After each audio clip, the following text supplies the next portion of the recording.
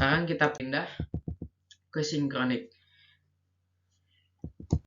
Nah, apa itu sinkronik? Sinkronik adalah cara kita melihat sesuatu pada satu waktu tertentu. Jadi, misalnya, bayangkan kamu adalah seorang anak kecil dan memiliki banyak mainan yang merupakan jalan waktu dari sebuah diakronik. Dan saat ini, kamu harus memilih satu untuk dimainkan. Salah satu mainan favoritmu, atau satu peristiwa tanpa terlalu memandang waktu. Ini adalah cara kamu melihat dan fokus pada satu mainan pada saat ini. Jadi, kamu mencari dalam satu ruang waktu itu, kamu mencari satu peristiwa yang akan kamu fokuskan, gitu. Nah, lalu sekarang saya akan menjelaskan tentang sinkronik pada pengepungan terakhir pada kejatuhan Konstantinopel yang sudah saya jelaskan diakroniknya tadi.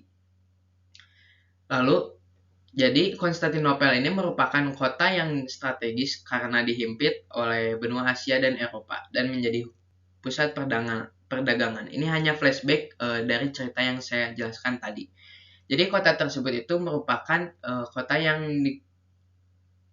berusaha direbut oleh kekaisaran Turki Ottoman selama hampir 800 tahun. Nah, setelah berjalannya waktu, kekuatan dari kota Konstantinopel ini juga berkurang.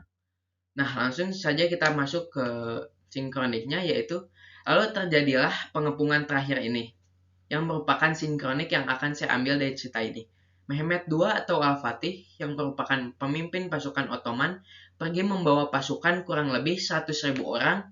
Selain membawa pasukan, ia juga membawa senjata yang merupakan meriam basilika yang berguna untuk membobol benteng dari Konstantinopel yang terkenal kokoh.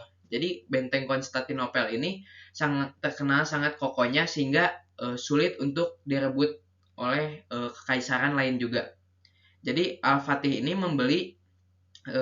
membeli meriam basilika ini dari seorang pembuat senjata yang awalnya pembuat senjata ini tuh yang bernama Orban ini dia menjual basokannya ini kepada pemimpin dari kota Konstantinopel, tapi ditolak mentah-mentah dan akhirnya Al-Fatih yang berusaha mengambil meriam tersebut.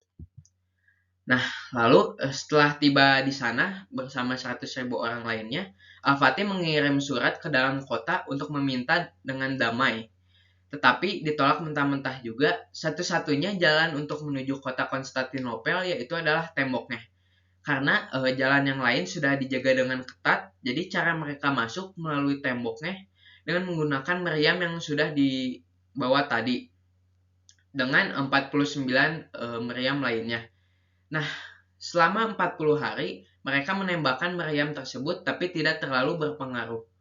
Nah, lalu pasukan Ottoman mulai putus asa dengan hasilnya. Al-Fatih pun sudah mencoba cara lain melewati perairan yang sudah dijaga juga tetapi sama pertahanan Konstantinopel. Nah, inilah saat terjadinya ide gila dari Al-Fatih. Al-Fatih menyuruh pasukannya agar kapal bisa memasuki perairan Konstantinopel dengan cara menaruh kayu dan mengolesinya dengan minyak. Jadi hal ini berfungsi dan membuat pasukan Konstantinopel kewalahan karena kaget dengan serangan tak terduga yang dibuat Al-Fatih. Sementara itu, di daratan meriam masih menembakkan pelurunya hingga tembok hampir runtuh. Nah, karena pasukan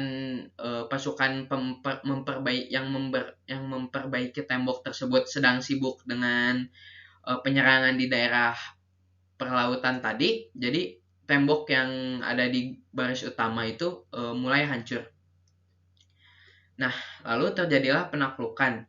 Tembok di darat pun berhasil dilubangi dan 3.000 pasukan Ottoman berhasil masuk ke dalam kota. Lalu karena panglima perang dari Konstantinopel ini terluka, ia meminta untuk membuka gerbang belakang karena ingin pergi ke kapal untuk mendapatkan perawatan. Karena armada untuk kesehatannya itu berada di kapal. Tapi hal itu membawa malapetaka karena pasukan lainnya dan warga yang berada ikut di luar benteng ini menyebabkan pasukan Ottoman itu menyerbu dari satu gerbang tersebut. Nah, setelah itu jadi Konstantinopel yang dikuasai ini berubah di namanya menjadi Istanbul. Sekian dari saya, mohon maaf jika ada kesalahan. Assalamualaikum warahmatullahi wabarakatuh.